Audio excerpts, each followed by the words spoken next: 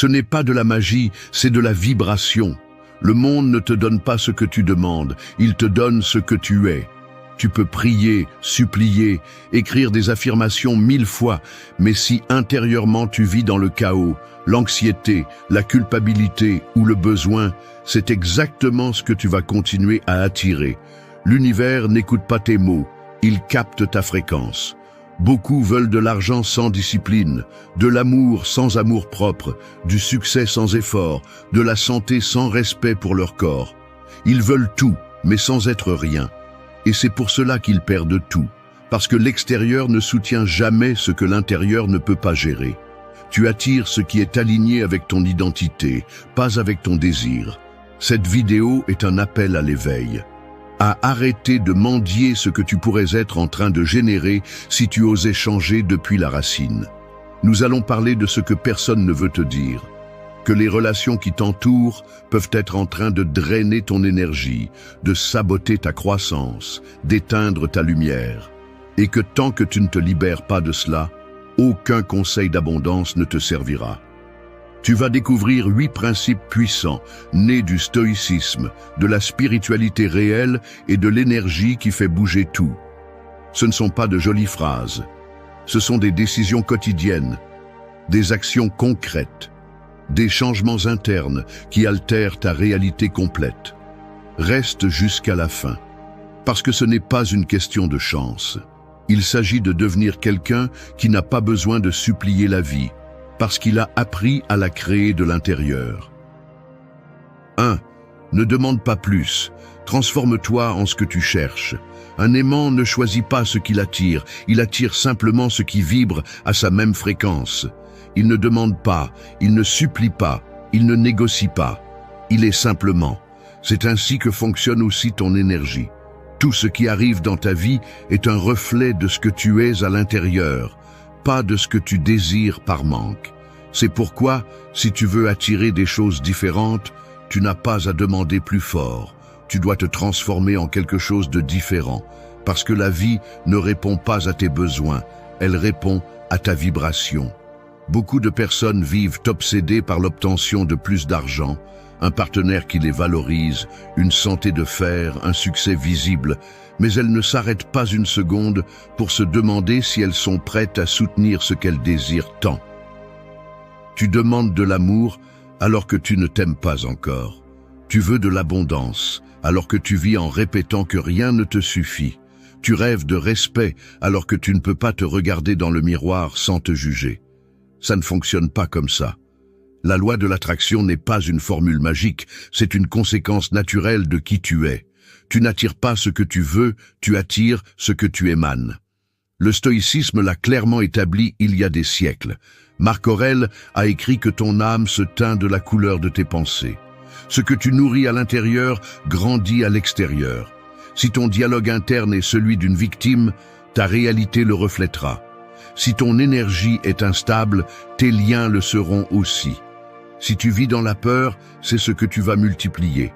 Changer ta vie ne commence pas à l'extérieur, ça commence par ta façon de penser, de ressentir, de décider, d'agir. L'univers ne récompense pas ceux qui attendent, mais ceux qui se transforment. Tu veux attirer l'abondance ? Commence par te comporter comme quelqu'un d'abondant, non pas par arrogance, mais par confiance, par générosité, par discipline. Tu veux un partenaire sain ? Sois cette personne d'abord. Traite-toi avec respect, prends soin de tes émotions, apprends à être en paix seul. Tu veux la santé ? Arrête de maltraiter ton corps avec des excuses, avec des aliments qui t'éteignent, avec des routines qui t'épuisent. Chaque fois que tu réclames quelque chose que tu n'es pas prêt à cultiver de l'intérieur, tu sabotes ta propre expansion. Il ne s'agit pas de faire semblant, il s'agit de se transformer, de laisser derrière soi la version qui attend des miracles et de commencer à construire avec ce que tu as, avec ce que tu es aujourd'hui. Le premier pas pour attirer une nouvelle vie est de cesser de vivre comme si tu étais la victime de l'ancienne. Et cela demande une honnêteté brutale. Reconnaître ce qui ne fonctionne pas, ce que tu tolères, ce que tu remets à plus tard. Parce que personne ne devient sa meilleure version en restant accroché aux mêmes justifications qui le maintiennent dans l'immobilisme. Te transformer en ce que tu veux attirer n'est pas un jeu d'ego, c'est une décision spirituelle. Cela signifie aligner tes pensées avec tes actions, tes émotions avec tes décisions, ta routine avec ta vision. Tu ne peux pas attendre un résultat extraordinaire d'une identité faible. Si tu veux quelque chose de grand, tu dois être quelqu'un de grand. Et cela ne s'achète pas, cela se construit. La bonne nouvelle est que tu n'as pas besoin que quelqu'un te valide pour commencer. Tu n'as pas besoin d'avoir tout résolu. Tu as juste besoin de volonté, de courage et d'un véritable engagement envers toi-même. Parce que quand tu changes, tout change. Quand tu deviens paix, tu attires la paix. Quand tu deviens puissance, tu attires la puissance. Quand tu deviens vérité, tout ce qui est faux tombe de lui-même. C'est le moment d'arrêter de regarder à l'extérieur et de commencer à te modeler de l'intérieur. Tu ne demandes pas par nécessité, tu attires par cohérence. Transforme-toi et le reste viendra de lui-même. 2. Choisis ta fréquence avant de réagir au monde. Chaque matin, en te réveillant, tu as 2 options. Tu peux sortir dans le monde comme une feuille emportée par le vent ou comme un rocher solide au milieu de la tempête. L'une réagit à tout, se secoue à chaque changement, vit en fonction du climat. L'autre décide qui elle est avant que la journée ne commence, choisit sa fréquence et agit à partir de là, peu importe ce qui se passe à l'extérieur. C'est la différence entre vivre conditionné par l'environnement ou vivre avec un pouvoir intérieur. La plupart des gens vivent en mode automatique. Ils se lèvent et dès qu'ils ouvrent les yeux, ils sont déjà connectés à tout ce qu'ils ne peuvent pas contrôler. Les actualités, les réseaux, les messages, les problèmes des autres. Ils permettent au monde extérieur de dicter leur état émotionnel. Si tout va bien, ils sourient. Si quelque chose ne va pas, ils sombrent. Et ainsi passent les jours, sautant d'émotion en émotion, comme des marionnettes de la réalité. Ils ne comprennent pas que chaque réaction non contrôlée leur vole de la force, de la concentration, de la clarté. Le stoïcisme enseigne le contraire. Épictète disait que ce ne sont pas les choses qui nous perturbent, mais l'opinion que nous avons d'elles. Autrement dit, ce n'est pas ce qui se passe qui te détruit, c'est la façon dont tu décides de l'interpréter. Si tu ne choisis pas ta fréquence avant de te confronter au monde, le monde va t'imposer la sienne. Et c'est là que tu perds. Parce qu'au lieu de diriger ta vie, tu deviens l'esclave de tes impulsions et des circonstances. Les gens forts ne sont pas ceux qui ne ressentent rien, ce sont ceux qui décident d'où ils veulent agir. Celui qui veut la paix la cultive de l'intérieur avant que la journée ne l'exige. Celui qui veut le succès s'aligne sur son but avant que le chaos ne le détourne de sa route. Celui qui veut l'amour le pratique avec lui-même avant de l'exiger à l'extérieur. Cette fréquence ne se trouve pas, elle se construit. Ce n'est pas une émotion passagère, c'est une décision quotidienne. Choisir ta fréquence signifie arrêter de réagir comme un réflexe et commencer à répondre comme un choix. Cela signifie que, même si le monde crie, tu peux garder ton calme, que même si quelqu'un te provoque, tu choisis de ne pas baisser ton niveau, que même s'il y a du bruit, tu continues à écouter ton but. Non pas parce que tu es indifférent, mais parce que tu as appris à protéger ton énergie comme le bien le plus précieux que tu possèdes. Parce que c'est le cas. Chaque fois que tu cèdes ta paix pour une provocation, tu vends ton pouvoir pour des miettes. Cela ne s'obtient pas avec de belles phrases ou de bonnes intentions. Cela s'entraîne. Avec le silence, avec l'autoréflexion, avec des habitudes, avec des rituels qui renforcent ta vision avant de sortir pour la bataille quotidienne. Tu ne peux pas avoir une vie concentrée si tu commences la journée distrait. Tu ne peux pas avoir des relations saines si tu es toi-même réactif et changeant. Tu ne peux pas construire une réalité solide si ton énergie dépend de ce que les autres disent ou font. Choisis ta fréquence comme quelqu'un qui se prépare à affronter une guerre, parce que la vie, parfois, l'est. Mais si tu décides comment tu veux ressentir, penser et agir, rien ni personne ne pourra te sortir de ton centre. Le monde peut être imprévisible, mais tu n'as pas à l'être. Tu peux t'entraîner à être constant, serein, fort et ferme. Et cela, dans ce monde chaotique, est déjà une forme de révolution. Avant de parler, choisis ton ton. Avant d'agir, choisis ton intention. Avant de réagir, rappelle-toi qui tu es.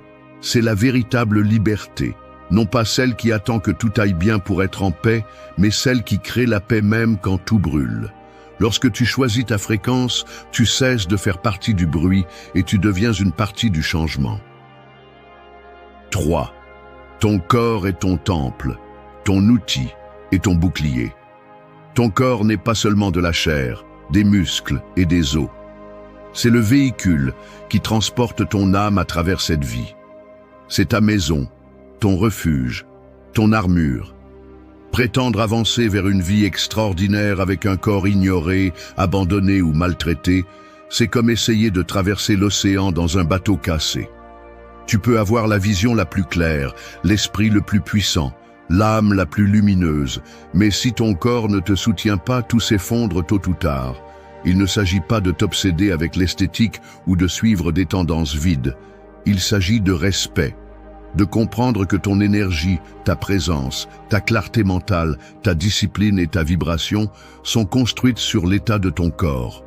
Un esprit brillant ne peut pas vivre dans un corps éteint. Et même si tu veux manifester l'abondance, le succès ou l'amour, si tu ne prends pas soin du conteneur qui te permet de les expérimenter, tu te sabotes de l'intérieur. Beaucoup parlent de spiritualité, d'énergie, d'attirer ce qu'ils désirent, mais ils vivent en nourrissant leur corps avec la première chose qu'ils trouvent, en dormant mal, en ignorant le mouvement, en accumulant des toxines physiques et émotionnelles, en croyant que tout se résout avec l'intention. Non, l'intention sans action ne transforme pas. Et prendre soin de ton corps est une action concrète d'amour de soi, de pouvoir et de responsabilité. Les stoïciens n'étaient pas étrangers à cela. Ils pratiquaient la discipline non seulement mentale, mais aussi physique. Le corps devait être fort, agile et propre, non par vanité, mais parce qu'ils savaient qu'un corps entraîné est un corps obéissant, et qu'un esprit fort a besoin d'un corps qui ne se rend pas à la première douleur. Sénèque le disait clairement, l'âme a besoin d'un corps sain pour accomplir son œuvre. Si tu manques d'énergie, si tu manques de volonté, si tu manques de concentration, examine comment tu traites ton corps. Tu ne peux pas attirer la santé tout en vivant en contradiction avec elle. Tu ne peux pas projeter une image puissante tout en t'abandonnant toi-même. Tu ne peux pas maintenir une routine de haute performance si tu ne t'hydrates pas, ne bouges pas ou ne dors pas bien. Le corps est ta base. C'est ton allié silencieux. Mais si tu l'ignores, il te le fera payer. Parfois sous forme de maladie, parfois sous forme d'épuisement chronique, parfois simplement comme une sensation constante de lourdeur, d'irritation ou de déconnexion. Et le pire, c'est que beaucoup s'en rendent compte trop tard, quand ils ne peuvent plus, quand le corps s'effondre et demande ce qu'on ne lui a jamais donné. N'arrive pas à ce point. Commence à en prendre soin aujourd'hui. Non pas par culpabilité, mais par conscience. Non pas par sacrifice, mais par l'intention claire de devenir quelqu'un capable de soutenir la vie qu'il veut construire. Manger mieux n'est pas une punition, c'est de l'amour. Dormir ce qu'il faut n'est pas de la paresse, c'est de l'intelligence. Bouger chaque jour n'est pas une charge, c'est un privilège. Tu n'as pas besoin de t'entraîner comme un athlète, ni de manger comme un gourou. Tu as juste besoin de prendre la responsabilité. Écoute ce que ton corps te dit depuis longtemps. Sois cohérent entre ce que tu demandes et ce que tu fais. Parce que si tu demandes de la force, commence par être fort dans l'essentiel. Si tu demandes de la vitalité, arrête de t'intoxiquer. Si tu demandes de l'équilibre, observe tes habitudes et nettoie ce qui ne s'ajoute plus. Ton corps est le vaisseau qui te mène à ta destination. S'il est faible, tu n'iras pas loin. Si tu en prends soin, si tu le renforces, si tu le respectes, aucune tempête ne pourra te couler, parce que tu seras prêt à affronter n'importe quel défi avec présence, clarté et détermination. Celui qui a un corps aligné avec son âme a déjà gagné la moitié du chemin. 4. Visse avec cohérence, même quand personne ne te regarde.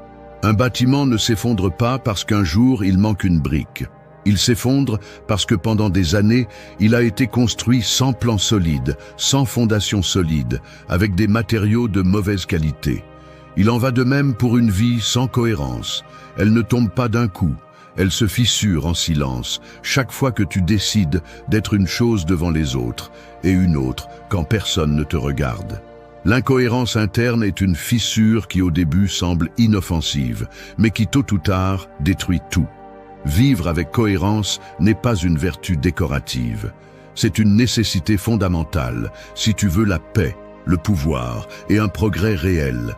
Il est facile de se montrer fort sur les réseaux sociaux, de prêcher des valeurs devant les autres, de feindre la discipline quand il y a du public. Mais ce qui construit réellement ton destin n'est pas ce que tu fais quand tout le monde te regarde, mais ce que tu décides quand tu es seul. C'est là que se forge la véritable identité, loin du jugement des autres et des applaudissements faciles. Les stoïciens l'avaient bien compris. Sénèque disait que l'âme se renforce quand elle se comporte de la même manière dans l'obscurité que dans la lumière. Parce que vivre avec des principes n'est pas suivre une mode spirituelle, c'est décider qui tu es sans tenir compte de l'environnement. Si tu dis que tu cherches l'abondance, mais que tu agis par manque. Si tu parles de respect, mais que tu permets des liens qui te blessent. Si tu exiges la loyauté, mais que tu n'es pas fidèle à toi-même. Tout cela se remarque, même si tu penses le cacher. L'univers ne répond pas à ton masque, il répond à ton énergie réelle. Et l'énergie ne ment pas. Tu peux tromper les autres pendant un certain temps, mais tu ne peux pas tromper la vie. Si ta parole et ton action ne coïncident pas, si ton intention et ton comportement vont dans des directions différentes, la vie ne va pas t'ouvrir les portes que tu dis vouloir. Parce que les vraies portes ne s'ouvrent pas avec des apparences. Elles s'ouvrent avec la cohérence. Cela ne signifie pas la perfection. Cela signifie l'alignement. Personne n'attend de toi que tu sois impeccable tout le temps, mais bien que tu aies le courage d'être qui tu dis être, même quand personne ne t'exige de l'être. Cela signifie ne pas te trahir pour faire bonne figure, ne pas te mentir pour te sentir à l'aise, ne pas agir par convenance quand tu sais que cela va à l'encontre de tes principes.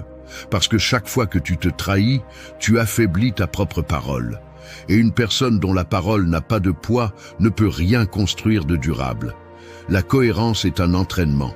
C'est choisir chaque jour de vivre en accord avec ce que tu valorises. Même si c'est difficile, même si personne ne te voit, même si personne ne te récompense pour cela. Parce que la vraie récompense est la force que tu construis en toi, la confiance que tu sèmes en toi, le respect que tu gagnes avec toi-même. Et quand tu te respectes, les autres le perçoivent. Les relations changent, les opportunités s'alignent, l'énergie que tu attires se transforme. Vivre avec cohérence te rend une personne inarrêtable. Parce que tu n'as plus besoin de validation externe, tu ne dépends plus de ce que les autres pensent, tu n'agis plus pour plaire, mais pour te respecter. Tu ne réagis pas, tu choisis. Tu n'imites pas, tu décides. Tu ne fais pas semblant, tu construis. Et ce type de force, même silencieuse, a un impact sur tout ce que tu touches. Le monde est plein de personnes qui disent beaucoup de choses, mais il y en a peu qui vivent ce qu'elles prêchent. Si tu veux des résultats réels, commence par être l'une de ces rares personnes. Non pas parce que quelqu'un te regarde, mais parce que tu sais qui tu es. Parce que tu tiens à vivre avec vérité. Parce que la cohérence, même si elle est parfois inconfortable, est la seule base solide pour soutenir une vie de but, de pouvoir et de plénitude. 5. Maîtrise ton intérieur et le chaos ne te touchera pas. Certaines personnes s'accrochent à la barre, même lorsque le bateau ne répond plus. Ils serrent plus fort, essaient de tourner la direction de force, s'épuisent à essayer de contrôler une mer qui ne se soumet pas à leur volonté. Ils ne comprennent pas que la vraie maîtrise n'est pas de gérer la tempête, mais de se gouverner eux-mêmes pendant que la tempête passe. L'eau ne peut pas être domptée, mais ton tempérament peut te soutenir jusqu'à ce que le ciel s'éclaircisse. Celui qui vit obsédé par le contrôle de tout ce qui est externe perd le contrôle de lui-même. Plus tu essaies de forcer ce qui ne dépend pas de toi, plus tu génères d'anxiété. Le désir de tout avoir sous ton contrôle est une illusion qui finit par t'asservir. Les gens, les temps, les résultats, les émotions des autres, rien de tout cela n'est entre tes mains. Mais ton focus, ton attitude, tes décisions, ta capacité à t'adapter et à agir depuis ton centre le sont. Épictète l'a bien dit, certaines choses dépendent de toi, d'autres non. Et si tu ne fais pas cette distinction chaque jour, tu finiras par gaspiller ta force sur ce que tu ne pourras jamais changer. Tu te frustres parce que quelqu'un n'agit pas comme tu l'espères. Tu te mets en colère parce que les circonstances ne correspondent pas à tes plans. Tu t'épuises parce que tout semble échapper à ton contrôle. Mais ce n'est pas le monde qui est mal, c'est ton focus qui a besoin d'un changement. Le vrai pouvoir commence quand tu arrêtes de poursuivre l'incontrôlable et que tu commences à te construire de l'intérieur. Tu ne peux pas contrôler si une relation se termine, mais tu peux décider de ne pas te détruire avec elle. Tu ne peux pas contrôler l'opinion des autres, mais tu peux travailler sur la valeur que tu te donnes à toi-même. Tu ne peux pas éviter chaque obstacle, mais tu peux te préparer à les traverser avec dignité, sans te perdre dans le désespoir. Lâcher prise n'est pas abandonner, c'est rediriger ton énergie vers ce qui transforme vraiment. Pendant que tu es occupé à essayer de changer l'autre, le temps t'échappe sans que tu aies changé quoi que ce soit en toi. Pendant que tu essaies d'avoir des réponses précises sur l'avenir, tu perds ta présence dans le seul moment réel, le maintenant. Pendant que tu te débats avec l'imprévisible, tu oublies que ta force est à l'intérieur, pas à l'extérieur.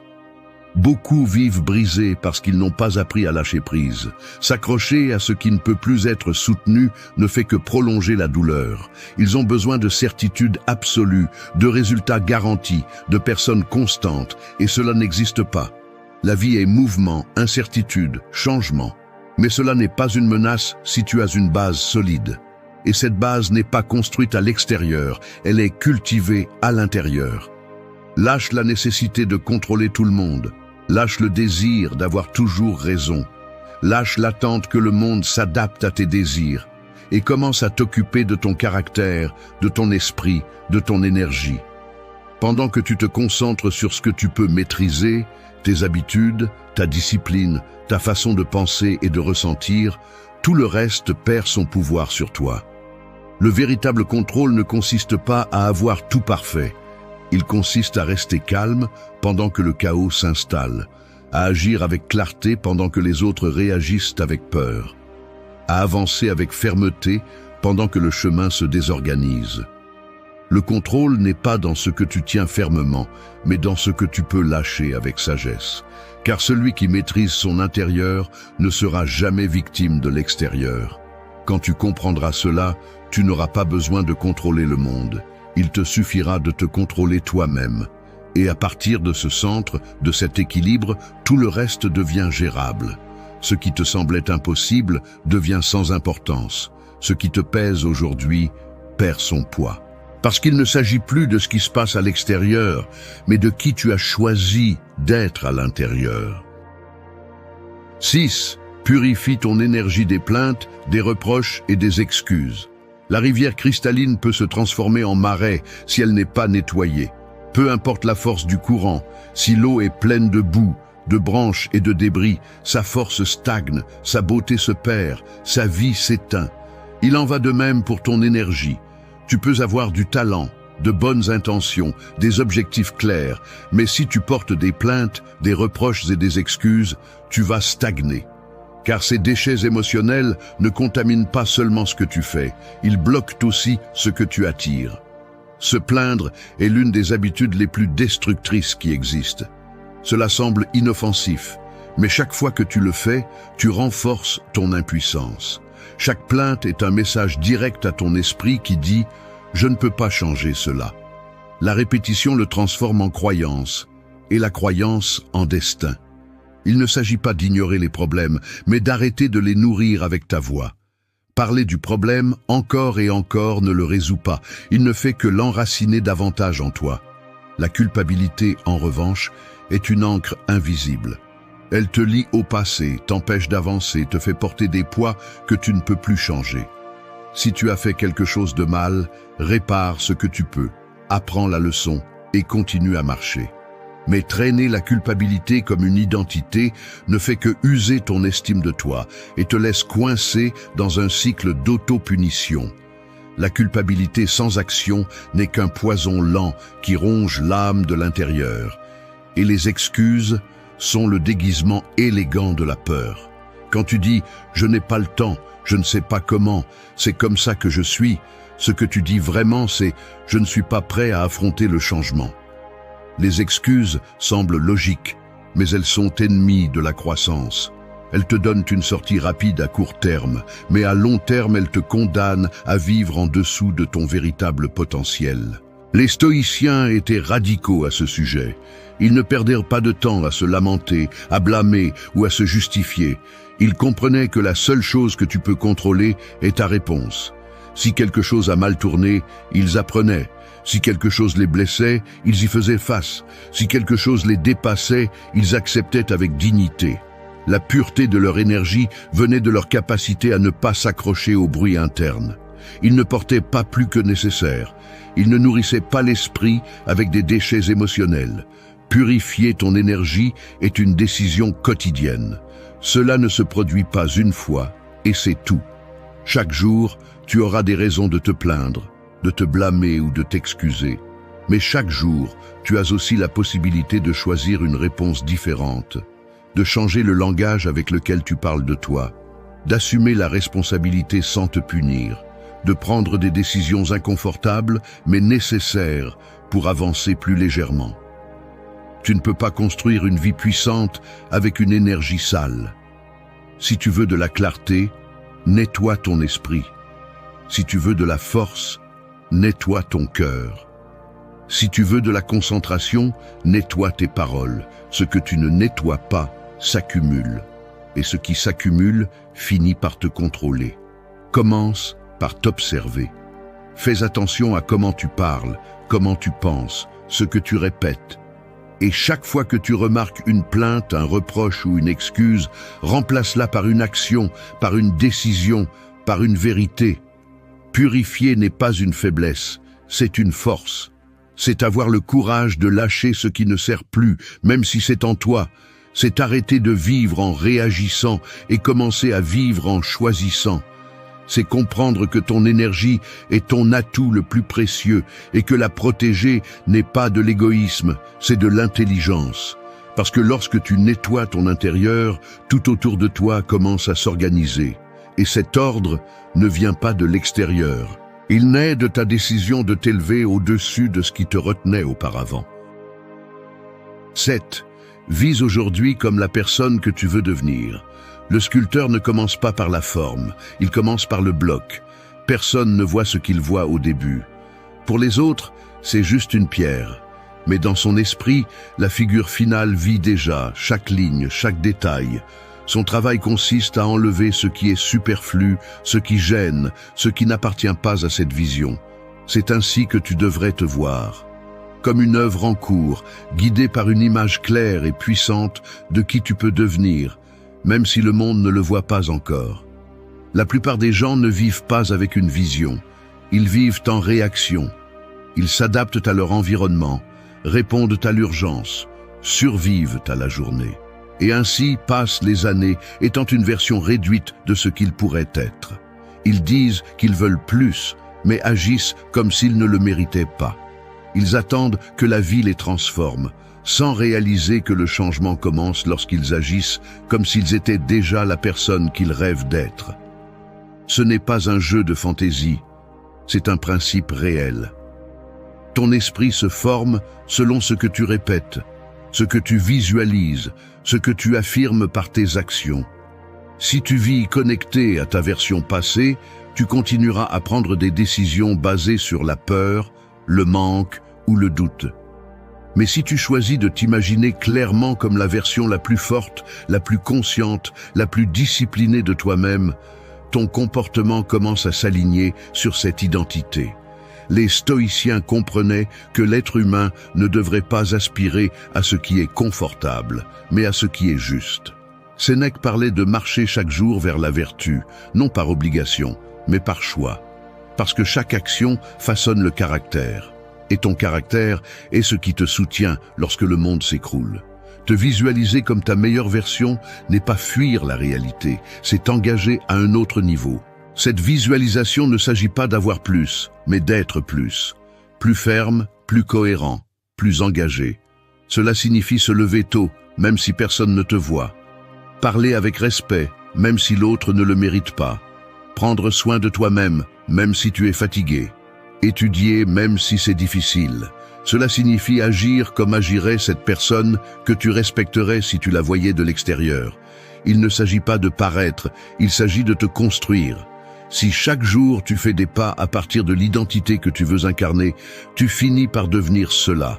Parce que l'identité n'est pas quelque chose de fixe, c'est quelque chose qui se cultive avec la répétition, l'intention, le renoncement. Tu dois cesser d'être qui tu étais pour pouvoir devenir qui tu peux être. Et cela implique de te mettre mal à l'aise, de lâcher de vieilles habitudes, d'assumer des décisions qui souvent ne sont pas applaudies, mais que tu sais te rapprocher de cette image mentale qui te guide. Tu n'as pas besoin que l'environnement change pour commencer. Tu n'as pas besoin de tout résoudre. Tu as juste besoin de commencer à bouger avec détermination. Visualise-toi en bonne santé, avec clarté, avec du caractère, puis agis comme si tu vivais déjà dans cet état. Ne l'attends pas, crée-le. Parce qu'attendre est passif, et agir à partir de la vision est un leadership personnel. Il n'y a pas de transformation sans intention, et il n'y a pas d'intention sans une image ferme de là où tu vas. Ta meilleure version n'est pas aussi loin qu'elle semble, mais elle ne viendra pas seule. Tu dois l'appeler avec chaque habitude, chaque pensée, chaque limite que tu établis, chaque décision que tu prends quand personne ne t'oblige à le faire. Tu es le sculpteur de toi-même. Et chaque jour que tu passes sans agir comme cette version que tu rêves, tu donnes forme à l'oubli. Mais si tu restes ferme, si tu vis à partir de la vision et non de l'excuse, viendra le moment où ce que tu as imaginé sera ce que les autres voient. Et à ce moment-là, tu ne seras plus en train d'agir, tu seras en train d'être. 8. Sois, et le reste viendra par loi naturelle. Un soleil n'a pas besoin de demander la permission pour briller. Il ne sort pas pour convaincre le ciel. Il ne discute pas avec les nuages. Il ne supplie pas pour être reconnu. Il est simplement. Et en étant, il transforme tout autour de lui. Il éclaire, donne la vie, rythme les jours. C'est ainsi que tu peux devenir puissant si tu arrêtes de chercher l'approbation, si tu arrêtes de poursuivre ce dont tu n'as pas besoin et que tu te concentres une fois pour toutes à devenir ce que tu es vraiment capable d'être. L'erreur la plus courante est de penser que tu dois d'abord avoir pour pouvoir être ensuite. Avoir de l'argent pour te sentir précieux. Avoir un partenaire pour te sentir aimé. Avoir du succès pour te sentir complet. Mais c'est un piège. Parce que lorsque tu bases ton identité sur l'extérieur, ton pouvoir devient fragile, ton énergie devient dépendante et ta paix est brisée par le moindre changement. La philosophie stoïcienne le crie clairement, le pouvoir est dans l'être, pas dans l'avoir. Si tu es discipline, les résultats viennent. Si tu es amour-propre, les relations saines apparaissent. Si tu es concentré, les opportunités s'alignent.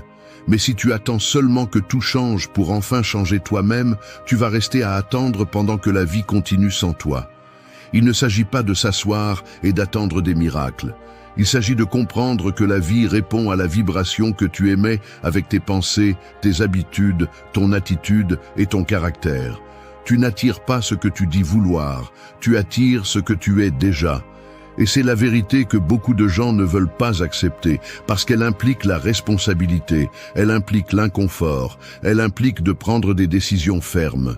Tu ne peux pas rester la même personne et espérer une vie différente.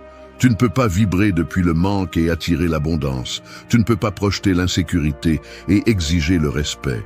Tu ne peux pas vivre endormi et attendre des résultats extraordinaires. L'univers ne répond pas à tes paroles vides, il répond à ton énergie réelle, à ce que tu soutiens quand personne ne te voit, à comment tu te parles quand tu échoues, à comment tu te traites quand personne ne t'applaudit. Ce point n'est pas une suggestion, c'est un avertissement. Arrête de chercher à l'extérieur ce que tu ne trouveras qu'à l'intérieur. Ne deviens pas une personne qui vit en poursuivant, en mendiant, en forçant. Sois quelqu'un qui se concentre, qui se renforce, qui se construit. Parce que lorsque tu changes, tout change. Non pas par magie, mais par loi naturelle. Ton environnement se transforme parce que tu ne rentres plus dans ce que tu tolérais avant. Rappelle-toi tous les jours, quand tu es, le reste arrive. Non pas par chance, mais parce que ton énergie commence à être si claire, si ferme, si cohérente, que ce qui ne va pas avec toi tombe tout seul, et ce qui va avec toi trouve son chemin. Tu n'as pas besoin de poursuivre l'amour, le respect, le succès, la santé. Tu as besoin de les incarner. Tu as besoin de refléter dans ta façon de vivre la vie que tu dis vouloir. C'est ce qui boucle la boucle. Tu as vu comment devenir ce que tu veux attirer, comment choisir ta fréquence, comment prendre soin de ton corps, comment vivre avec cohérence, comment lâcher prise, comment nettoyer ton énergie, comment visualiser ta meilleure version. Tout cela t'a amené à ce point final, le point où tu arrêtes d'attendre des résultats et deviens la cause. Le point où tu arrêtes de courir après la vie et commences à vivre de l'intérieur vers l'extérieur. Tu es l'origine, tu es le centre, tu es le message. Et quand tu le comprendras vraiment, quand tu le pratiqueras chaque jour sans excuse, sans plainte, sans doute, tout ce qui semble maintenant lointain commencera à se rapprocher. Non pas parce que tu le demandes, mais parce que tu le soutiens. Parce que quand tu es, le reste simplement arrive. Un bâtiment ne s'effondre pas du jour au lendemain, mais une simple fissure non réparée suffit pour que, avec le temps, tout s'écroule. Il en va de même pour toi. Tu ne tombes pas soudainement.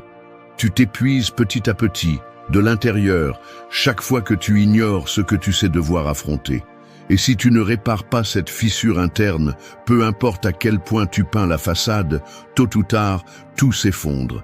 Ce n'est pas un discours de motivation vide, c'est une confrontation directe, parce que le véritable changement ne commence pas lorsque le monde t'applaudit, mais lorsque tu en as assez de vivre en mode automatique, portant des blessures que tu aurais déjà dû cicatriser, répétant des schémas qui te laissent stagner, prétendant que tu vas bien quand tu sais au fond de toi que ce n'est pas le cas.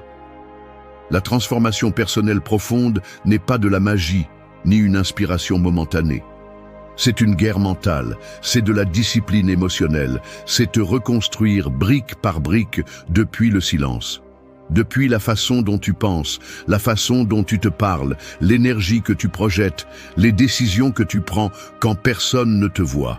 Cette vidéo ne vient pas te dire que tout ira bien, elle vient te dire que rien n'ira bien si tu continues à laisser ton esprit être ton geôlier. Si tu ne maîtrises pas tes pensées te maîtriseront. C'est ainsi que ça fonctionne, et celui qui ne veut pas le comprendre, qu'il continue à fuir. Mais tu n'es pas ici pour continuer à fuir. Aujourd'hui, tu vas recevoir 8 leçons stoïciennes, applicables, réelles. Des leçons qui, si tu décides de les intégrer, peuvent te redonner le contrôle que tu as perdu. Il ne s'agit pas de te motiver, il s'agit de te montrer que la seule façon de changer ta vie est de commencer à te changer toi-même, même si ça fait mal.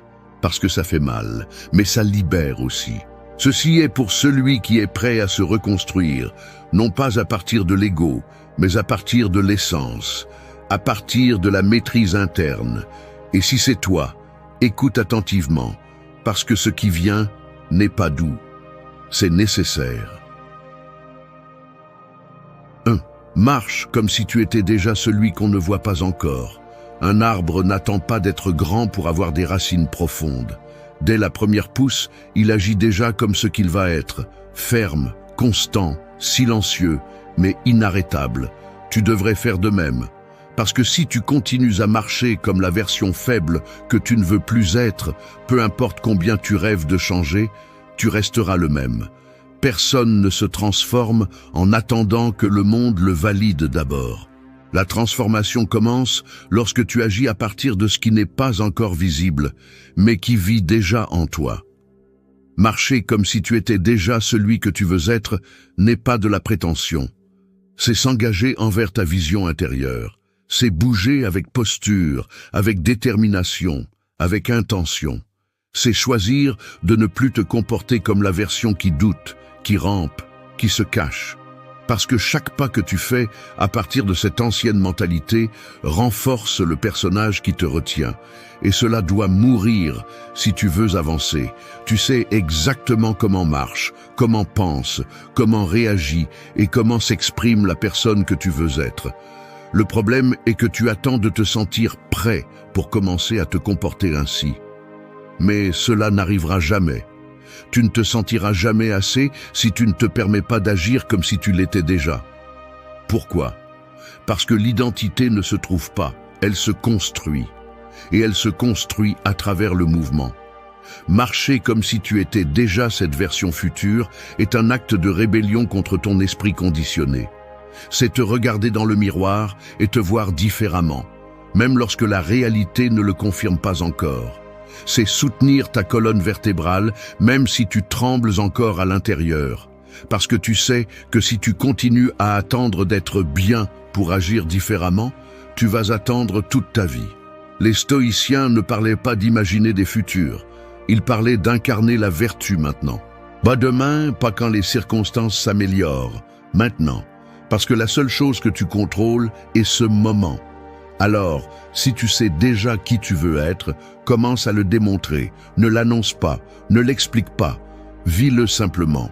Commence à parler plus clairement. Marche avec assurance. Ne baisse pas la tête devant des personnes qui n'ont aucune autorité sur ta vie. Prends en charge tes paroles, ton énergie, ta présence. Parce que chaque petit acte renforce une identité. Et tu décides laquelle tu nourris. Celle du toi faible qui attend la permission, ou celle du toi fort qui a déjà choisi de grandir. Ce n'est pas de l'arrogance, c'est de la cohérence. Ce n'est pas de la prétention, c'est de l'anticipation. C'est te permettre de vivre à partir de la vision, pas du passé. Parce que si tu continues à agir à partir de ce que tu as été, tu continueras à créer ce que tu connais déjà. Mais si tu agis à partir de ce que tu vas être, tu commences à construire ce que tu n'as jamais eu. Alors lève-toi, respire, redresse ta posture, parle moins et écoute plus. Regarde dans les yeux. Arrête de te justifier, arrête de te rétrécir. Tu n'as pas besoin que personne ne le voie encore. Tu sais ce que tu fais. Marche comme si tu étais déjà celui qu'on ne voit pas encore. Parce que si tu ne le fais pas d'abord, personne ne le fera pour toi. Quand tu comprendras vraiment, ta vie ne se sentira plus jamais pareille, parce que tout change quand tu changes d'abord. 2. Si ta voix intérieure ne te pousse pas, change-la. L'esprit peut être comme un couteau. Il peut te couper ou te libérer. Tout dépend de la façon dont tu l'utilises. Et beaucoup de gens passent leur vie avec une voix intérieure qui ne guide pas, mais qui punit, qui n'inspire pas, mais qui sabote. Une voix qui, chaque fois que tu essaies d'avancer, murmure des doutes, de la peur, de la culpabilité, de la honte. Et le pire, c'est que la plupart des gens ne la remettent même pas en question. Ils la croient, ils lui obéissent, ils la normalisent. Mais cette voix qui te fait couler n'est pas toi. C'est un vieil enregistrement. Une programmation inconsciente formée par des années de critiques, d'échecs, de peurs étrangères, de commentaires qui t'ont marqué. C'est un mélange de ton passé, pas une expression de ton pouvoir présent. Si ta voix intérieure ne te pousse pas à avancer, à te lever, à te demander avec respect et à croire en ton potentiel, alors ce n'est pas une voix sage, c'est une interférence. Et la seule façon de rompre avec cette interférence est d'intervenir. Tu ne peux pas changer ta vie avec un esprit qui te traite comme un ennemi. Tu dois lui apprendre à te parler différemment, pas à partir de l'ego, mais de la direction, pas à partir du jugement, mais de la responsabilité, pas à partir de la peur, mais de la clarté. Imagine un instant que tu t'entraînes avec quelqu'un qui, chaque fois que tu échoues, t'insulte, qui, chaque fois que tu doutes, se moque, qui, chaque fois que tu te lèves, te dit « ça ne sert à rien, tu vas retomber ». Combien avancerais-tu avec quelqu'un comme ça? Eh bien, c'est exactement ce que tu fais quand tu permets à ton esprit de te parler sur ce ton. Les stoïciens le savaient. Épictète disait que ce ne sont pas les choses qui nous affectent, mais l'interprétation que nous en faisons. Et cette interprétation naît du dialogue interne. Si ton esprit interprète chaque erreur comme un désastre, chaque émotion comme une menace, chaque tentative comme une perte de temps, alors tu vis enfermé dans une prison sans barreaux, mais avec une voix qui ne te laisse pas sortir. Changer ta voix intérieure ne signifie pas te parler avec des phrases vides. C'est créer une narration qui te soutient quand tu faiblis. C'est te dire ce que tu as besoin d'entendre, pas ce que ta peur veut répéter. C'est apprendre à identifier le ton avec lequel tu te traites et à l'arrêter quand il ne sert plus. Te parles-tu comme un leader ou comme une victime? Comme quelqu'un qui prend le contrôle ou comme quelqu'un qui se plaint toujours? Ton dialogue interne te rappelle-t-il ta direction ou ne fait-il que répéter tes échecs? Commence par remarquer cette voix. Écoute-la attentivement. Et chaque fois que tu te surprends à te parler comme tu ne parlerais même pas à ton pire ennemi, arrête, respire, change-la, remplace-la par quelque chose que te dirait la version de toi qui a déjà surmonté cette étape. Parle-toi comme si tu étais quelqu'un de précieux, parce que tu l'es. Tu n'as pas besoin d'attendre d'arriver pour te traiter avec respect. Tu as besoin de te traiter avec respect pour pouvoir arriver. Et si aujourd'hui tu sens que ton esprit est ton pire ennemi, souviens-toi de ceci. Tu peux le réentraîner.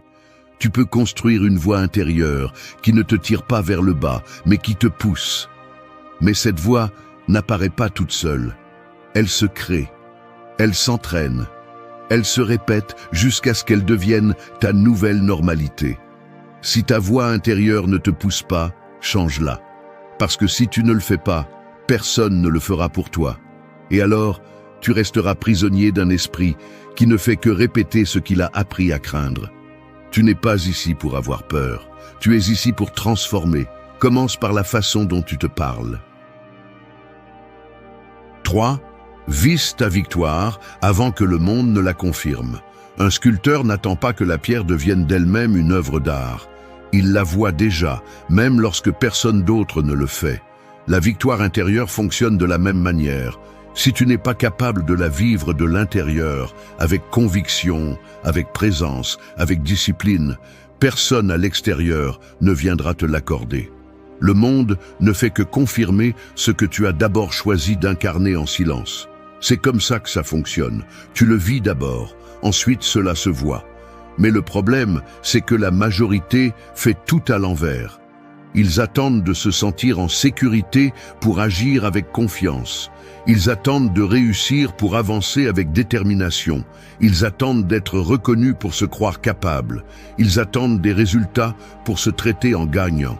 Et ainsi, les années passent, en attendant, en cédant leur pouvoir à l'extérieur, à l'imprévisible, à ce qu'ils ne contrôlent pas.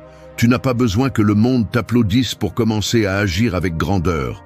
Tu dois d'abord y croire toi-même.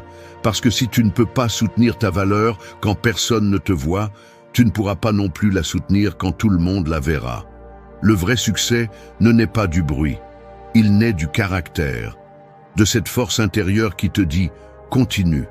Même s'ils ne voient rien, même s'ils ne comprennent pas, même si tu n'as aucune garantie. Vivre ta victoire est une attitude. C'est te lever chaque jour et te comporter comme quelqu'un déjà engagé dans son processus, pas comme quelqu'un qui dépend de l'humeur du moment.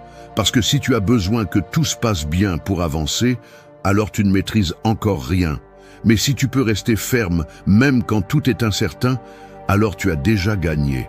Parce que tu ne renonces pas. Et attention, cela ne signifie pas délirer sur un futur idéal.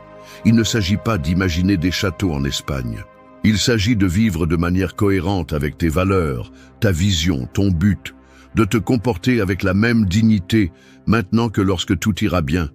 Parce que si tu n'as pas de respect pour toi dans l'ombre, tu n'en auras pas non plus quand viendra la lumière. Marc Aurèle disait que l'âme se renforce quand elle n'a pas besoin de témoins. C'est là la clé. Tu es le témoin principal de ta propre vie. Et si toi, tu ne valides pas ton effort, si toi, tu ne te prends pas au sérieux, pourquoi attendre que les autres le fassent? Personne ne confirmera ce que tu n'as pas affirmé en premier. Vivre ta victoire, c'est aussi cesser de mendier l'approbation. C'est arrêter d'expliquer tes rêves à ceux qui ne sont pas capables de les comprendre. C'est protéger ton énergie comme si tu étais déjà la personne que tu es destiné à devenir. Parce que si tu vis comme quelqu'un qui doute encore, le monde te traitera comme quelqu'un qui n'a pas décidé. Mais si tu vis comme quelqu'un qui s'est déjà choisi, même le rejet te renforce. Réfléchis à cela. Et si tout ce que tu attends qu'il se passe dépendait du fait que tu commences à agir comme si c'était déjà en train d'arriver? Et si ta nouvelle vie avait besoin de te voir prêt avant de se présenter? Ce n'est pas de l'arrogance, c'est de la préparation, c'est de l'alignement, c'est déclarer par tes actions que tu es prêt, même si tu n'as pas toutes les réponses. Car celui qui vit sa victoire avant de l'avoir crée le chemin que d'autres n'osent pas encore emprunter. Alors, ne t'invente plus d'excuses, n'attends plus d'être validé. Choisis d'avancer comme quelqu'un qui se possède déjà, parce que lorsque ta victoire devient ta manière de vivre, le monde n'a plus d'autre choix que de s'adapter. Tout commence là où tu choisis d'y croire avant que les autres y croient. 4. N'interprète pas un rôle, incarne ton essence. Un acteur peut tromper tout le monde, sauf lui-même. Il peut apprendre le script, maîtriser les gestes, provoquer des émotions chez les autres. Mais à la fin de la journée, quand le rideau tombe, il sait qu'il faisait semblant. Et toi, combien de fois par jour fais-tu tomber le rideau avec toi-même? Combien de ce que tu fais est réel? Et combien n'est qu'un jeu pour t'intégrer, ne pas déranger, être accepté? La majorité ne vit pas. Elle joue un rôle. Elle s'adapte à l'environnement comme un caméléon qui oublie sa couleur d'origine. Elle change le ton de sa voix, sa façon de parler, ses opinions, voire ses désirs, juste pour plaire, pour s'intégrer, pour éviter le rejet. Mais vivre ainsi, ce n'est pas vivre. C'est se trahir. C'est construire une identité empruntée et oublier qui l'on est vraiment. Quand tu interprètes un rôle trop longtemps, tu finis par croire que ce rôle, c'est toi. Et c'est là que le vrai problème commence. Parce que tu te perds, tu te déconnectes de ton essence. Tu commences à vivre une vie façonnée par les attentes des autres, et non par ta vérité.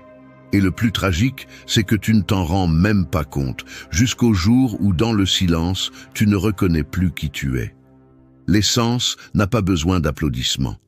Elle ne cherche pas à impressionner. Elle ne crie pas, ne rivalise pas, ne ment pas. Elle est simplement. Mais pour y accéder, tu dois avoir le courage d'enlever les masques, de cesser de jouer, de supporter l'inconfort qu'implique le fait d'être authentique dans un monde qui célèbre le superficiel.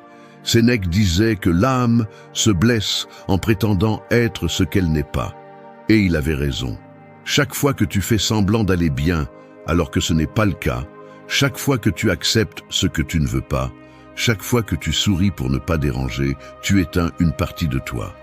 Tu dis « Ma vérité ne mérite pas d'être montrée ». Et cela te brise de l'intérieur. Mais incarner ton essence n'est pas facile, ce n'est pas confortable, parce que cela implique de te confronter à toi-même. Cela signifie arrêter de jouer pour commencer à vivre depuis le centre, depuis ce que tu ressens vraiment, ce que tu penses, ce que tu crois. Cela implique de décevoir certains, d'en déranger d'autres et de lâcher tout ce qui ne résonne pas avec toi. Mais cela implique aussi la liberté, parce qu'il n'y a rien de plus puissant que de marcher dans la vie sans avoir besoin de jouer un rôle. Commence par t'observer. Quand es-tu vraiment toi-même? Quand joues-tu un rôle? Qui essaies-tu d'impressionner et pourquoi? Quelle partie de toi caches-tu pour ne pas perdre quelque chose qui, en réalité, ne te comble même pas? Tu n'as pas besoin d'être parfait, tu dois seulement être vrai. Tu n'as pas besoin d'être aimé de tous, tu dois seulement être cohérent avec toi-même. Parce que lorsque tu vis depuis ton essence, tu attires ce qui t'est réellement destiné. Le reste s'écroule de lui-même. Et oui, parfois ça fait mal, mais cela guérit aussi. Quand tu choisis de ne plus interpréter de rôle, tu te libères d'un poids qui n'a jamais été le tien. Tu commences à parler avec plus de clarté, à bouger avec plus d'assurance, à respirer sans peur. Ton énergie change, ta présence a de l'impact, et ton chemin s'aligne. Parce que tu ne gaspilles plus ta force à maintenir une image.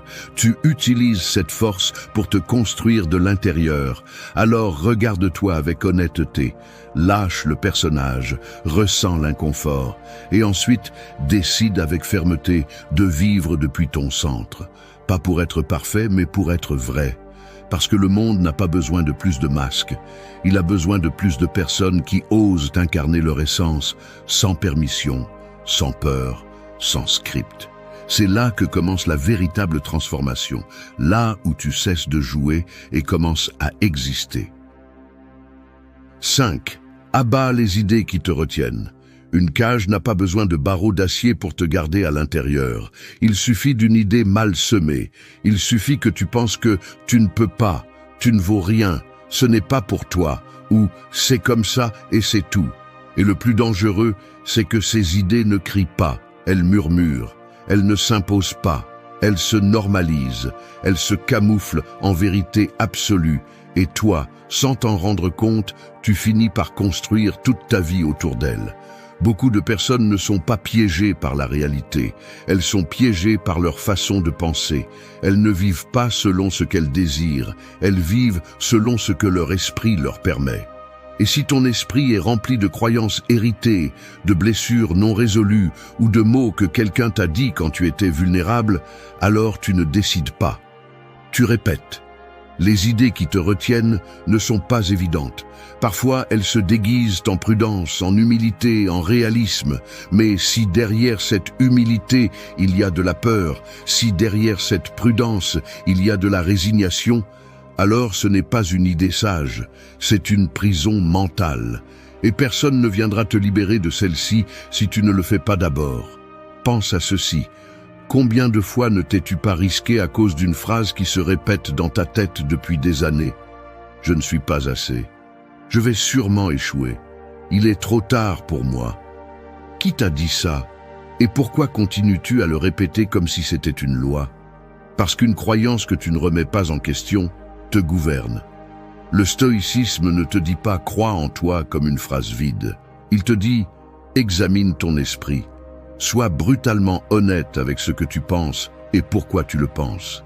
Sénèque ne parlait pas de motivation, il parlait de philosophie pratique. Quelles idées soutiens-tu? Te servent-elles ou te sabotent-elles? Te poussent-elles ou te paralysent-elles? Abattre une idée limitante ne consiste pas seulement à penser positivement, c'est lui faire une autopsie, voir d'où elle vient, pourquoi tu l'as crue et combien de pouvoir tu lui as donné. C'est comprendre que souvent tu ne progresses pas parce que tu ne peux pas, mais parce que tu obéis à des pensées qui ne t'appartiennent pas. Et une fois que tu les as identifiées, tu dois les affronter, avec des actions, pas des excuses. Parce que ce sont seulement dans l'action que les croyances limitantes sont démenties. Si tu penses que tu n'es pas discipliné, prouve-le en étant constant. Si tu penses que tu n'es pas capable de tenir un objectif, tiens-le même si ton âme tremble. Parce que les idées ne s'éteignent pas avec des mots, elles sont détruites par des actes. Chaque fois que tu fais quelque chose que ton esprit disait que tu ne pouvais pas, tu brises une chaîne. Chaque fois que tu agis selon ta vérité et non selon la peur, tu retrouves la liberté. Et chaque fois que tu remets en question ce que tu prenais pour acquis, tu ouvres un espace pour te reconstruire à un nouveau niveau de conscience. Abattre des idées n'est pas confortable, parce que cela implique de lâcher des identités. Cela implique d'accepter que tu as eu tort, que tu as gaspillé des années à croire des choses fausses. Mais cela implique aussi du pouvoir, parce que si cette idée n'était pas vraie, alors tu peux maintenant en choisir une nouvelle. Et cela, même si cela fait mal, te redonne le contrôle. Alors regarde-toi en face, détecte quelles idées continuent à dicter tes décisions. Écris-les si nécessaire, lis-les à haute voix. Et ensuite, en pleine conscience, décide si tu vas continuer à leur obéir ou si tu vas commencer à les démolir, une par une. Tu n'es pas ce qu'on t'a appris à croire, tu es ce que tu oses remettre en question. Et si tu as le courage d'abattre les idées qui te retiennent, tu découvriras que la plupart de tes limites n'ont jamais été réelles. Elles ont été apprises, et aujourd'hui, enfin, tu peux les désapprendre. 6. Fais en sorte que chaque petit geste construise ton futur toi. Une cathédrale ne se lève pas avec de grands gestes héroïques, elle se construit pierre par pierre, jour après jour, avec des mains fermes et de la patience. Il en va de même pour toi. La version forte, stable et claire que tu désires tant ne se forme pas avec des décisions dramatiques d'un seul jour, mais avec de petits actes constants qui, bien qu'ils semblent insignifiants, définissent qui tu es en train de devenir. Tout ce que tu fais compte. Ou cela te construit, ou cela te tire vers le bas. Beaucoup croient que le changement arrive avec des moments épiques. Le jour où tu démissionnes, où tu te déclares, où tu recommences à zéro. Mais non, le vrai changement se cache dans l'invisible, dans ce que tu fais quand personne ne te regarde. Si aujourd'hui, juste aujourd'hui, tu choisis d'agir comme la personne que tu dis vouloir être, même si personne ne le remarque, même si tu n'as pas envie, même si personne ne te récompense pour cela. Le piège est d'attendre le moment idéal pour commencer, parce qu'il n'y a pas une telle chose. Le futur toi que tu désires n'apparaîtra pas soudainement. Tu es en train de le sculpter maintenant, en ce moment, dans la façon dont tu réponds à la mauvaise humeur, si tu laisses le lit fait, si tu tiens parole envers toi-même, si tu choisis de t'entraîner même si tu es fatigué. Si aujourd'hui tu décides de nourrir ton esprit au lieu de te perdre dans les distractions. Marc Aurèle le disait sans détour, « Ce que nous faisons maintenant, en ce moment, définit le reste de notre vie. » Et il avait raison. Chaque petit geste que tu répètes façonne ton identité. Peu importe si c'est un sourire ou une plainte, un oui impulsif ou un non ferme. Tout parle de toi, tout te programme, et la plupart des gens ne s'en rendent pas compte. Le problème est que nous sous-estimons le petit. Nous croyons que l'important est le visible, ce qui brille, ce qui frappe. Mais non. Le futur toi se construit avec la discipline de l'invisible, avec la cohérence dans le quotidien, avec les décisions silencieuses qui ne génèrent pas de likes, mais qui génèrent du caractère. Alors demande-toi, qu'est-ce que tu nourris aujourd'hui ? Quelle version de toi renforces-tu avec tes actes? Parce que si chaque petit geste est une pierre, tu décides si tu construis une forteresse ou une prison. Tu décides si ce que tu fais te rapproche de ce que tu veux être ou renforce ce que tu ne veux plus être. Et non, il ne s'agit pas de t'obséder avec chaque mouvement. Il s'agit de conscience, d'être éveillé, de comprendre qu'il n'y a rien de neutre, que chaque fois que tu choisis la discipline plutôt que le confort, tu envoies un message à ton esprit. Je suis quelqu'un en qui on peut avoir confiance. Que chaque fois que tu choisis le respect de ton énergie plutôt que de plaire à tout le monde, tu renforces ton centre. Et que chaque fois que tu choisis la vérité plutôt que l'apparence, tu nourris ton essence. Fais le simple, fais le petit, mais fais le réel. Bois de l'eau au lieu du café si tu es déjà anxieux. Lève-toi 5 minutes plus tôt pour commencer sans hâte. Éteins le téléphone quand tu sais que tu as besoin de silence. Élimine une excuse. Respire avant de répondre. Regarde dans les yeux. Corrige ta posture. Dis non quand tu veux dire non. C'est aussi de la transformation. N'attends pas demain pour commencer à devenir qui tu sais déjà que tu peux être. Tu n'as pas besoin d'une grande révolution. Tu as besoin de 1000 petites décisions alignées. Parce qu'au final, tu n'es pas ce que tu prévois. Tu es ce que tu pratiques. Alors aujourd'hui, même si cela semble peu, fais-le avec intention. Parce que chaque petit geste répété avec discipline te rapproche, pas à pas, de ce futur toi que tu ne désires pas seulement, mais que tu mérites. 7. Ne réagis pas, respire et reprends le contrôle. L'esprit est comme un cheval sauvage. Si tu ne l'entraînes pas, il t'emporte. Si tu le domines, il t'emmène loin. Mais quand tu réagis sans réfléchir, quand tu réponds à l'impulsion et non à la conscience, ce que tu fais, c'est lâcher les rênes et laisser ce cheval courir à toute allure, te menant directement au regret. Et c'est ce que beaucoup font. Ils vivent en réagissant à un mot mal dit, à un message mal interprété, à une situation inattendue. Ils s'énervent, crient, se vexent, s'accélèrent, et après, quand la poussière retombe, ils se sentent vides, coupables, frustrés, parce qu'ils savent qu'ils n'étaient pas eux qui ont agi, C'était leur blessure, leur peur, leur ego. Mais tu n'es pas ici pour continuer à répéter ce schéma. Tu es ici pour apprendre à freiner, à reprendre le contrôle, parce que celui qui réagit dans le désordre donne le pouvoir à l'autre. Et celui qui respire avant d'agir devient maître de lui-même. Tu n'as pas besoin de répondre à tout. Tu n'as pas besoin de gagner chaque discussion. Tu n'as pas besoin de prouver quoi que ce soit. Tu as besoin de présence. Et la présence naît lorsque tu respires avant de permettre à quelque chose d'extérieur d'entrer dans ton système et de te déstabiliser. Épictète disait que ce n'est pas ce qui se passe qui t'affecte, mais ce que tu décides de penser à ce sujet.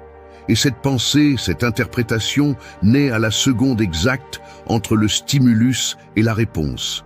Là, juste là, c'est là que tu peux tout changer. Si tu respires, si tu te tais un moment, si tu observes au lieu de réagir, alors tu as une véritable chance d'agir avec maîtrise et non avec impulsion. Beaucoup de gens confondent maîtrise avec répression. Mais il ne s'agit pas d'avaler ce que tu ressens. Il s'agit de ne pas laisser ce que tu ressens te contrôler. C'est une différence énorme, parce que celui qui avale tout explose tôt ou tard. Et celui qui se laisse emporter par tout détruit des relations, des opportunités et sa propre paix. Mais celui qui respire, traite et décide calmement, celui-là entraîne son pouvoir. Imagine que chaque réaction que tu ne contrôles pas est comme donner une partie de ton énergie. Un regard agressif, un mot inutile, une réponse impulsive, tout cela t'épuise, te draine, et le pire, t'éloigne de qui tu essaies d'être. Alors, la prochaine fois que quelque chose te sort de ton centre, fais ceci. Pause, ne cours pas pour répondre, ne cours pas pour te justifier, ne cours pas pour attaquer. Respire, ressens ce que tu ressens sans avoir besoin d'agir à partir de là. Et quand ton esprit s'est éclairci, réponds. Si c'est encore nécessaire. Et si ce n'est pas le cas, continue ton chemin la tête haute, parce que tu viens de faire quelque chose que beaucoup n'arrivent pas à faire. Ne pas te laisser gouverner. Le véritable pouvoir ne se démontre pas en criant plus fort, ni en réagissant plus vite. Il se démontre dans la sérénité de celui qui sait qu'il n'a pas besoin de se défendre de tout, que son énergie vaut plus qu'une discussion, que sa paix intérieure n'est pas à vendre. Et oui, au début c'est dur, parce que nous sommes programmés pour réagir, pour nous défendre, pour sauter à chaque menace. Mais souviens-toi de ceci, chaque fois que tu choisis de respirer au lieu de réagir, tu désactives ce vieux programme, tu réécris ton histoire. Se maîtriser n'est pas une tâche d'un seul jour, c'est une pratique quotidienne, c'est le silence intentionnel, c'est la pause consciente, c'est choisir de répondre avec sagesse, non à partir de la blessure. Alors, grave-toi ceci, ne réagis pas, respire, observe, et ensuite agis à partir de ton centre. C'est là que se trouve ta véritable force. Et ce petit espace de conscience entre le stimulus et la réponse peut changer toute ta vie. 8. Que l'impatience ne te vole pas ce que le temps est en train de créer. Un arbre ne pousse pas plus vite parce que tu le regardes tous les jours avec anxiété. Le silence ne se transforme pas en musique parce que tu exiges des résultats immédiats. Et tu ne te transformeras pas en précipitant des processus qui nécessitent maturité, pas vitesse. Mais c'est ce que fait l'impatience. Elle sabote ce que le temps construisait avec précision. L'impatience est l'un des plus grands ennemis de la croissance réelle, parce qu'elle te convainc que si quelque chose n'arrive pas maintenant, cela n'arrivera jamais. Elle te presse, te rend nerveux, te pousse à abandonner juste avant que le changement commence à se faire sentir. Et le plus grave, elle te fait oublier que les processus internes profonds ne sont pas visibles au début, mais se ressentent et s'accumulent. Nous vivons à une époque qui idolâtre l'immédiat. Tout doit être rapide, visible, quantifiable. Si nous n'avons pas de résultats en une semaine, nous pensons déjà que quelque chose ne va pas. Si nous ne voyons pas de progrès externe, nous supposons que nous sommes stagnants. Mais ce n'est pas le cas. La véritable transformation se produit dans l'invisible, dans ce que tu ne peux montrer à personne, dans les jours où tu doutes mais continues, dans les fois où tu tombes mais ne renonces pas.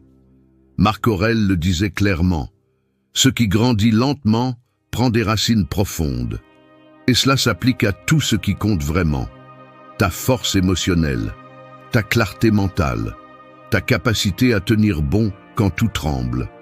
Rien de tout cela ne se forme en quelques jours. Cela se construit avec patience, avec constance, avec foi en ce qui n'est pas encore visible. L'impatience est une forme de méfiance. C'est dire à la vie, je ne crois pas que cela fonctionnera si je ne le vois pas tout de suite. Et quand tu penses ainsi, tu commences à te saboter. Tu changes de direction tout le temps. Tu te compares au progrès des autres. Tu sautes d'habitude en habitude sans approfondir aucune. Et tu finis avec 1000 débuts et aucun résultat réel. Mais si au lieu de cela tu décides de faire confiance au processus, quelque chose change. Tu deviens plus fort, plus solide. Tu commences à valoriser le travail silencieux. Celui qui n'a pas d'applaudissements, mais qui a des racines. Parce que tu comprends que tout ce qui est construit avec patience se soutient avec puissance. Et tout ce qui est obtenu à la hâte s'effondre facilement. Le problème n'est pas que tu avances lentement. Le problème est que tu crois que aller lentement est égal à ne pas avancer. Parce que chaque jour que tu choisis ton processus, même si tu ne vois pas un grand changement, tu brises l'inertie du passé. Tu démontres que tu n'es plus quelqu'un qui abandonne facilement. Et cela vaut plus que n'importe quel résultat rapide. Cultiver la patience est un acte de pouvoir. C'est te rappeler que l'important n'est pas combien il te reste, mais combien tu es engagé dans le chemin. C'est regarder tes pas avec fierté, même si tu es encore loin de l'objectif. C'est savoir que le temps n'est pas ton ennemi, il est ton allié si tu fais ta part. Alors, respire. Arrête de te demander des résultats immédiats. Arrête de te demander chaque jour si tu as déjà assez changé. Ressens-le, vis-le, fais confiance. Parce que ce que tu cultives en toi a besoin de temps pour fleurir. Et si tu l'abandonnes maintenant, tu vas perdre une récolte qui était déjà en route. La transformation n'est pas pour les anxieux, elle est pour les constants. Pour ceux qui comprennent que chaque jour où tu répètes le geste correct, tu construis quelque chose qui en vaut la peine. Alors, ne te précipite pas, ne te sabote pas, ne laisse pas l'impatience te voler ce que le temps est en train de créer avec sagesse. Ton moment viendra si tu ne pars pas avant.